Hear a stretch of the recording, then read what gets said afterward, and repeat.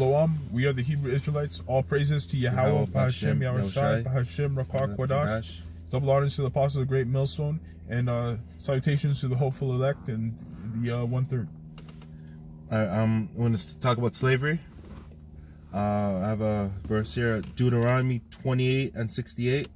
And the Lord shall bring thee into Egypt again with ships, by the way whereof I spake unto thee. Thou shalt see no more again. What's up there, brother? So what the Most High says is he's bringing us back into Egypt. As we know, the Hebrew Israelites were in captive under Pharaoh in Egypt in the ancient world. And he says we're going back into Egypt again. So what it means by we're going back to Egypt doesn't mean we're going to go back to that kingdom, because that kingdom's long gone and destroyed. Egypt represents bondage. It means we're going to go back into bondage. Continue.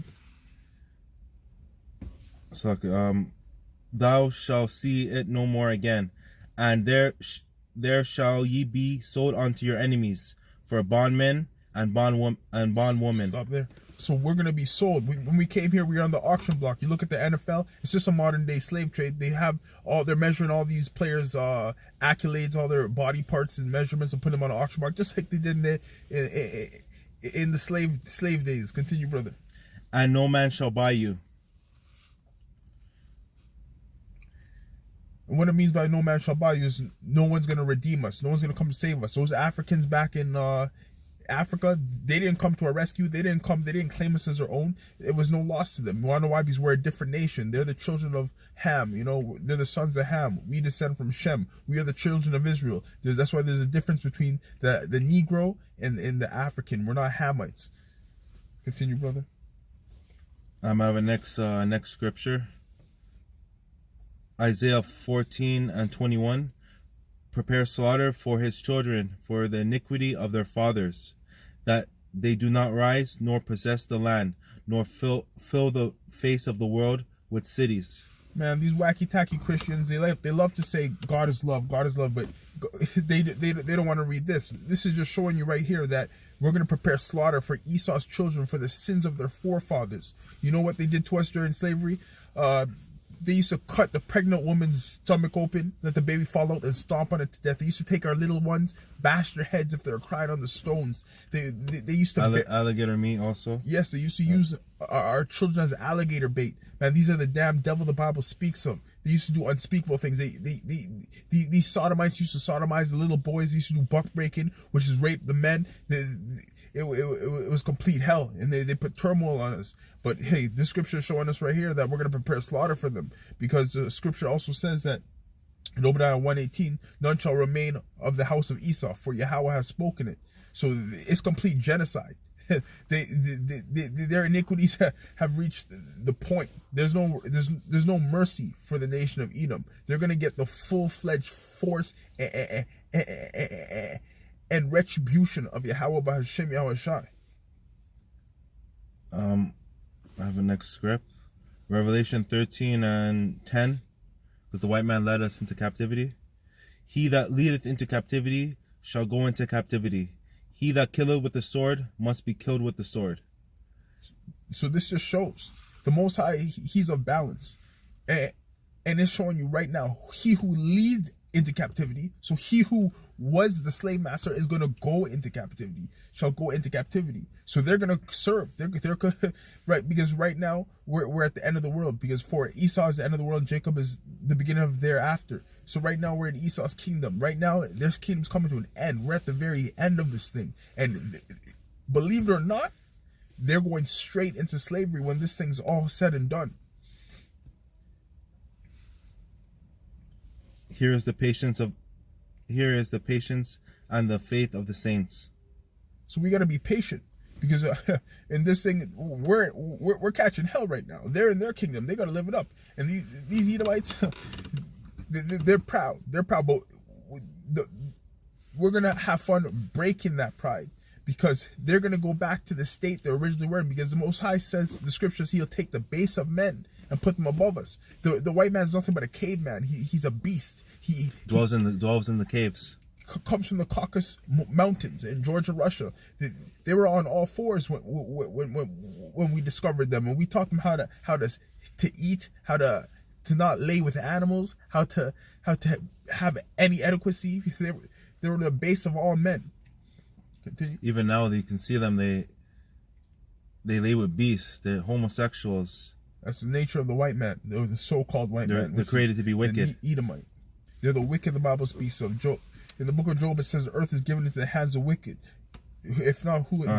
He covereth the face of the judges thereof. If not, who is he? You know, it's a white man. We see the wickedness he does, and he isn't even a just rulership. He rules in lies, deceit, and just he embodies the spirit of Satan, the spiritual demon Satan, because that's his children. They're their father, the devil. We're of our father, which is Yahweh Hashem Shai.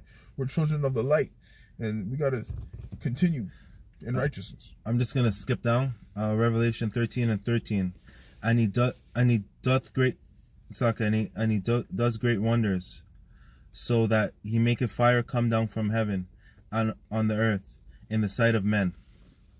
Come on. And he deceiveth them that dwell on the earth, by the means of those miracles which he had power to do in the sight of the beast.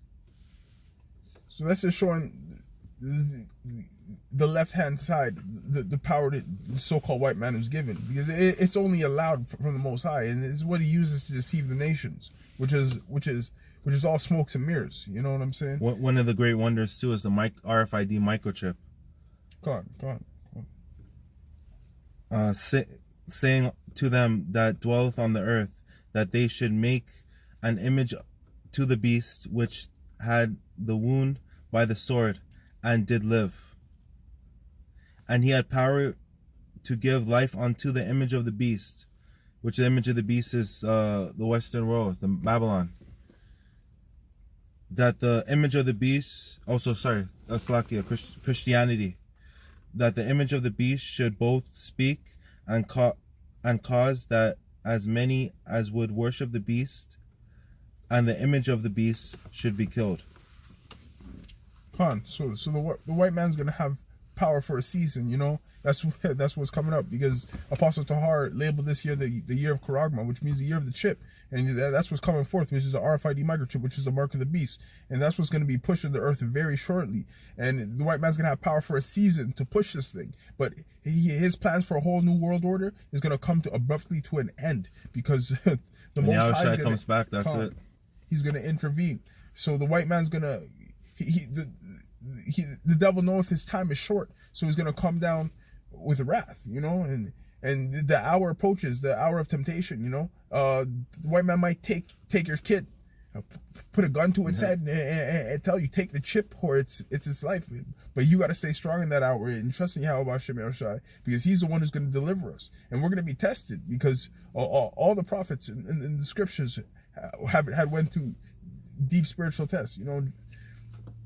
And go on, and you can continue with the all right, Revelation 13 and 16, and he causeth all, both small and great, small and rich, both small and great, rich and poor, free and bond, to receive a mark in their right hand or in their foreheads. And go on, that just shows you right where they're going to put the chip, and you know the chip is actually powered by thermal heat. And the two hottest places on the human body is actually your hand and your forehead. So the watch just shows the wickedness of this white man, and how the prophecies of the scriptures line up with exactly what they're trying to do. And if you go on YouTube and search up Rockefeller RFID chip, you'll see videos of what's his name? Aaron Rusev, I think his name is. Telling his plans of how he wants everyone chipped, and how they want to control everything and put all their money and currencies and everything on this chip. And if people don't comply, they can turn the chip off, because the white man's a devil. And on the left-hand side, he's trying to be like the Most High, which is me, because the white man thinks he's God, and he's completely deceived, because he's a devil, the Bible speaks of, and he's trying to mimic the Most High, because that's just on the left-hand side what he's trying to do, because it's the same sin that the spiritual demon Satan had in the kingdom. He wanted to be as Most High, wanted to be worshipped just like the Most High. So that's the spirit the white man has on him, because he's a devil the Bible speaks of. Verse 17, and that no man might buy or sell, save he that have the mark, or the name of the beast, or the number of his name. Come on. And he who has wisdom. Continue. And here is the wisdom. Let him that hath understanding count the number of the beasts, for the number of the man. Sorry, Salakia, for the number of the man, and his number is 666. So that just shows the numeric value that this chip possesses and the frequency it carries. 666. That's the devil's number right there, because you know that's the frequency they're on. You know, which is Satan. You know, but it's not going to last for long. You know, there's an hour temptation going to come, but as soon as prophecy is fulfilled, the elect is sealed. This is going to come to an end. Yahushua is going to intervene. 200 million angels are going to circle this planet, and all hell is going to break loose. Right now, they're just holding back, waiting for the elect to be sealed. Last two scripts, Revelation 14 and 9. And the third angel followed them, saying with a loud voice, if any man worship the beast and his image, and receive his mark in his forehead or in his hand, the same shall drink of the wine of the wrath of Yahweh, which is poured out without mixture into the cup of his indignation. And he shall be tormented with fire and brimstone in the presence of the holy angels and in the presence of the Lamb. That shows you right there what's going to happen if you take that chip. Because if you take that chip, that's a mark of Satan. Your future is nuclear fire. The holy angels are going to be watching. You're going to burn, and when the nukes hit, that's just the end game for you. That's why you know the 2/3, you know, they're marked for destruction. But that's why we're reaching out to the hopeful 1/3 and the elect, because that's what it's all about. Yahushua has his remnant, and that's who he's sealing, and that's who he's going to save. So a lot of these people in the world, all these niggers and clowns you see, with their head up, with their ass, with dealing with pride and the pride of life and all this, it's gonna come to an end. You know, nothing. Kingdom's not gonna last. You know. With that being said, all praises to Yahweh, Ba'Hashem, Yahushai, Ba'Hashem, Rakah Kodash. And double honors to the apostles of Great Millstone, and salutations to the hopeful elect and the 1/3 of Israel. Shalom. Shalom.